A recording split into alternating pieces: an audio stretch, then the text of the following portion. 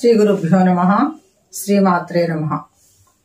Intermediate మొదటి సంవత్సరం గద్య భాగంలో రెండవ స్టోరీ పితృసేవాపరః శ్రవణ కుమారః. ఈ శ్రవణ కుమారుడు తల్లిదండ్రులకు సేవ చేసుకుంటూ ఉండేటువంటి వాడన్నమాట. అంటే ఈ శ్రవణ కుమారుడి యొక్క తల్లిదండ్రులు ఇద్దరు అంధులు, అంటే గుడ్డివాళ్ళు. వాళ్ళిద్దరినీ కూడా పొద్దుగూకులు ఒక కావడిలాగా పెట్టుకొని భుజం మీద రెండు వైపుల వాళ్ళను కూర్చోబెట్టుకొని తిరుగుతూ వాళ్ళకి కావాల్సినవి అందచేస్తూ వాళ్ళకు సేవ చేసుకుంటూ తన జీవితం గడుపుకుంటున్నటువంటి బాలుడు ఈ శ్రవణ కుమారుడు. ఈ శ్రవణ కుమారుడు వాళ్ళ నివాసం ఉండేది ఎక్కడ అంటే అయోధ్య నగరానికి దగ్గరలో ఉన్నటువంటి ఒక అడవిలో అన్నమాట.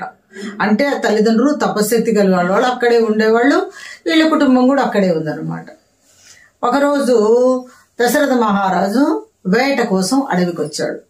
వేటాడుతూ మృగాలను వేటాడి ఆనందం అనుభవించడానికి వేట కోసం. రాజులకు ఆట వినోదం కదా, ఆట అదే వేట అదే, వేటే వాళ్ళ ఆట అన్నమాట. అలా వచ్చాడు.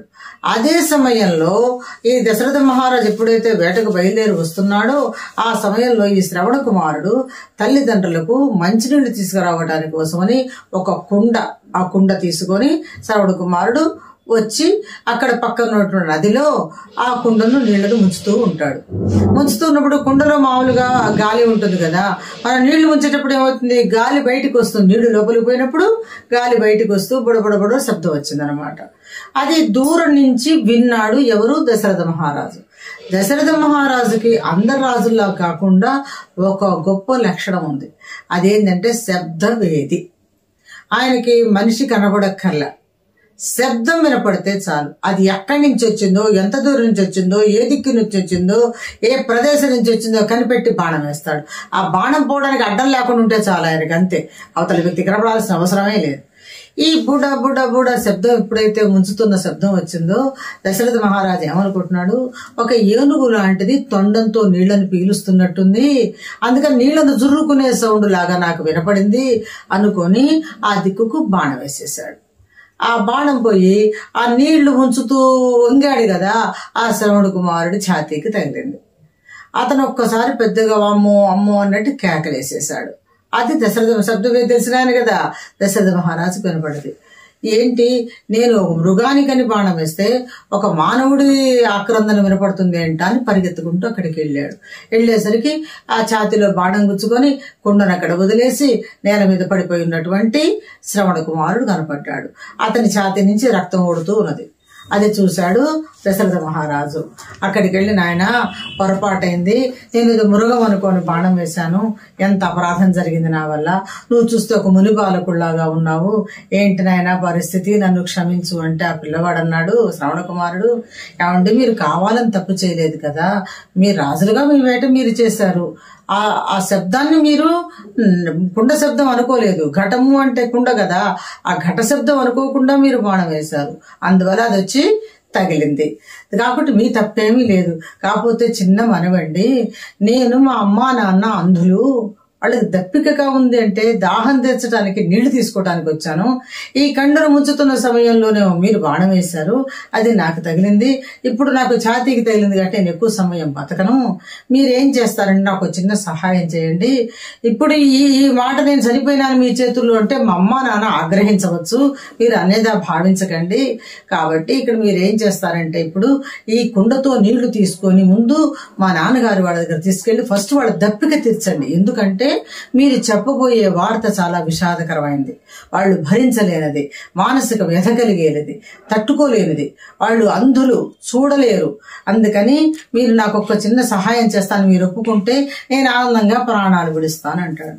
సరే, దశరథ మహారాజు బాధతోటి ఒప్పుకుంటాడు. వెంటనే బాణం తీసేస్తాడు, ఆ పిల్లవాడు వాడేస్తాడు. ఆ మంచినీళ్ల కుండను ఆ పిల్లవాడి భుజాన్ని వేసుకొని బయలుదేరి అతను చెప్పిన అడ్రస్ ప్రకారం తల్లిదండ్రుల దగ్గరికి వెళ్తాడు. వెళ్ళి ఫస్ట్ అక్కడ పడుకోబెట్టి కొడుకు ఏం చెప్పాడు, శ్రవణ కుమారుడు ముందు మంచి నీళ్లు పట్టాలి మా అమ్మ వాళ్ళకని చెప్పాడు.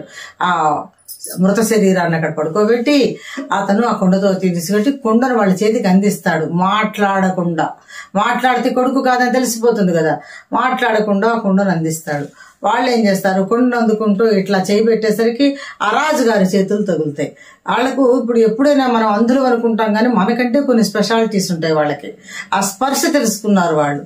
తెలుసుకొని గుడ్డ పక్కన పెట్టి ఆ చేతులు పట్టుకొని ఎవరు నువ్వు, శ్రవణ శ్రవణ శ్రవణ అని పిలుస్తారు. పిల్లాడు పలకడు.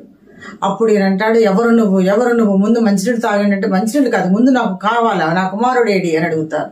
అప్పుడు ఆయన చెప్తాడు, ఏమండి ఇట్లా నేను బాణం వేశాను శబ్దం వేదనుకొని, మృగం అనుకొని వేస్తే మీ బాలుడికి తగిలింది, మీ బాలుడు అయితే మరణించాడు, కాబట్టి నేను చేసేది ఏమీ లేదు, మీ బాలుడు కోరిక మేరకు మీరు ఎక్కడున్నారో చెప్తే ఆ వాటర్ తీసుకొని వచ్చాను మీకు, మీరు తాగి ముందు సేద తీరండి, నా వల్ల పొరపాటు జరిగింది, ఇది నేను తిరిగి వెనక్కు తీసుకోలేనిది, ఇప్పుడు నేను మిమ్మల్ని మీ కుమారుడు లాగా నేను చూసుకుంటాను, నన్ను అన్యథా భావించక కొంచెం క్షమించండి అని అడుగుతాడు. అప్పుడు వాళ్ళంటారు కదా, ఇది క్షమాపణ ఇచ్చేటువంటిదా? తల్లి ఆలోచిస్తూ బాధలో మెలికలు తిరిగి ఏడుస్తూ ఉంటుంది కానీ తండ్రి తట్టుకోలేకపోతాడు అనమాట. తట్టుకోలేకపోయి, ఏ మహారాజుని అనుకుంటున్నావా, గొప్పవాడిని అనుకుంటున్నావా, మేము అసలే అందులము, మాకు వేరే దిక్కు లేదు, మా కుమారుడే మాకు అండ, ఇప్పుడు మా కుమారుడిని మాకు దూరం చేసావు కదా, నువ్వు క్షమించమంటే క్షమిస్తాననుకుంటున్నావా? ఎలాగైతే ఇప్పుడు మా కుమారుడు దూరమై మేము బాధను అనుభవించామో, ఈ భవిష్యత్తులో మీరు కూడా నీ కొడుకు దూరమై ఇలాగే విలపిస్తావు అని శాపం పెట్టేశాడు. అప్పటికి దశరథ మహారాజుకి సంతానం లేదన్నమాట. ఆ సంతానం లేకుండా ఆయన కొంచెం బాధలో ఉన్నాడు, సంతానం లేదని. ఎప్పుడైతే వీళ్ళు శాపం పెట్టారో ఆయన అది వరంగా భావించాడు అనమాట. అంటే నాకు సంతానం కలుగుతుంది, నాకు పుత్ర వియోగం కలుగుతుంది, ఆ పుత్రుడి కోసం నేను ఏడుస్తాను, అంటే నాకు సంతాన ప్రాప్తి ఉంది. సరే, ఆ మహర్షులు గొప్పవాళ్ళ లాంటి వాళ్ళు కదా, వాళ్ళు శాపంగా పెట్టినా నాకు వరమే అయిందనుకోని, అయ్యా మీరు ఇంకా మా గ్రామానికి అంటే మా రాజ్యానికి దయచేయండి, మిమ్మల్ని కాపాడుకుంటాం, మా వల్ల తప్పు జరిగింది, నన్ను క్షమించండి, మేము మిమ్మల్ని చూసుకుంటామని చెప్పి వాళ్ళ దగ్గర క్షమాపణ కోరుకొని వాళ్ళని కూడా తీసుకొని రాజ్యానికి వచ్చి వాళ్ళని కాపాడుకుంటూ ఉంటాడు అనమాట.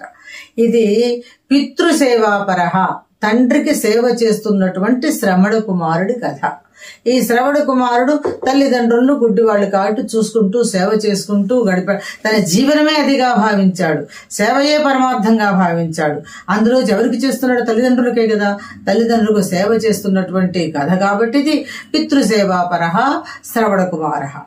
ఈ శ్రవణ కుమారుడి కథనట ఒకప్పుడు గాంధీ గారు కూడా విన్నారట. అంతకుముందు ఆయనలో ఉన్నటువంటి లక్షణాలన్నీ పోయి కొత్తమైనటువంటి లక్షణాలు ప్రవేశించాయట. హరిశ్చంద్రుడు కథ, శ్రవణ కుమారుడి కథ, ఈ రెండు కథలు విని గాంధీజీ గారు మహాత్ముడైనాడట. మరి మనం కూడా పాఠం కోసం విన్నా, దేనికోసం విన్నా 6 మార్కులు తెచ్చుకొని తల్లిదండ్రులకు సేవ చేసుకుంటూ గడపాలని కోరుకుంటూ స్వస్తి.